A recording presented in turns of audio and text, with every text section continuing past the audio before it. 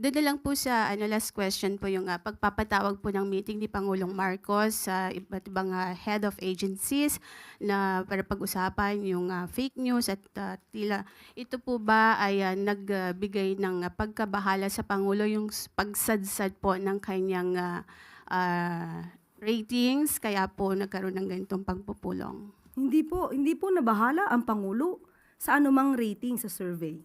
Sabi natin kanina, ang Pangulo kahit anuman ang rating, mataas, mababa, magpapatuloy siya sa kanyang trabaho. Hindi po siya mapapahinto ng anumang survey.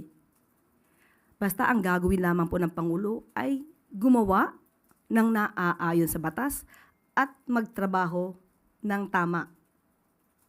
Ang pagpapatawag po sa DICT ay para pag-usapan po ang paghinto ng fake news at yung tungkol po sa magiging good news po natin patungkol sa connectivity para sa mga kababayan po natin.